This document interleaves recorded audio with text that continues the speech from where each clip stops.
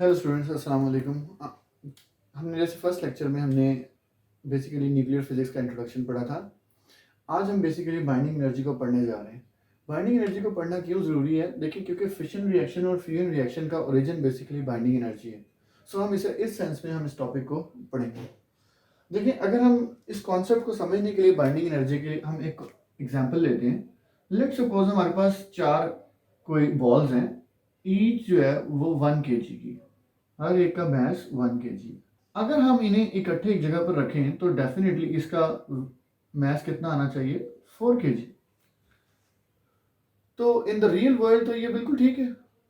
लेकिन अगर हम बात करें न्यूक्लियस की, तो न्यूक्लियस के अंदर जब हम लेट सपोज 2 प्रोटॉन और 2 न्यूट्रॉन्स को इकट्ठा करके रखते हैं, तो हमारे पास यहाँ पर जो मास होता है वो 2 प्रोटॉन और 2 न्यूट्रॉन के मास को जमा करने से जो मास आता है उससे कम होता है। और इसी ये जो कम होने वाला मास है इसको हम बोलते हैं मास डिफेक्ट। देखिए, मास डिफेक्ट को उम्मीद तौर पर डेल्टा एम से जाहिर करते हैं। और अगर हम बात करें डेल्टा एम को, तो जाहिर सी बात है इसका मतलब ये हुआ कि अगर ये मास एब्सेंट है तो जाहिर बात है मास फिर किस में कन्वर्ट हो सकता है? एनर्जी में। तो आपको पता है energy E is equal to किसके बराबर होगी? फिर यहाँ डेल्टा एम सी। जाहिर सी बात है, law of conservation of mass है। मास जो है वो लेकिन सिर्फ और सिर्फ क्या है कि वो डिस्ट्रॉय नहीं हो सकता, वो मेक नहीं हो सकता, लेकिन क्या है कि वो एनर्जी में कन्वर्ट हो सकता है।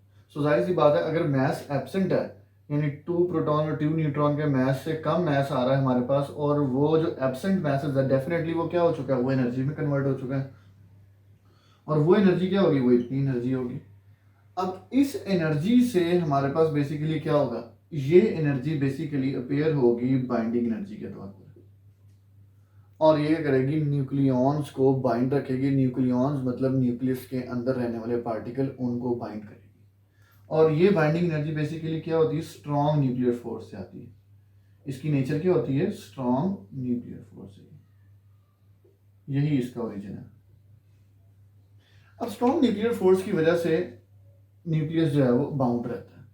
अगर हम बात करें बाइंडिंग एनर्जी की, तो बाइंडिंग एनर्जी पर न्यूक्लियॉन का अगर ग्राफ देखा जाए तो वो ऐसे होता है। ये सबसे ऊपर इसमें कौन है? आयरन। और यहाँ स्टार्ट में क्या होता है? हाइड्रोजन। और यहाँ पर क्या होता है? दूर कहीं यूरेनियम। बाइंडिंग एनर्जी पर न्यूक्लियॉन देखी जाए अगर, तो वो सबसे ज़्यादा है आयरन की। इसका मतलब ये कि आयरन सबसे ज़्यादा स्ट्रॉन्गेस्ट है।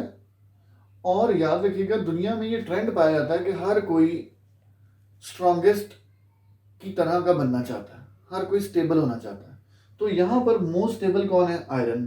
तो जाहिर सी बात है जितने भी पार्टिकल्स इस ग्राफ में मौजूद हैं वो सारे के सारे किस में कन्वर्ट होना चाहते हैं? वो आयरन की तरह के होना चाहते हैं।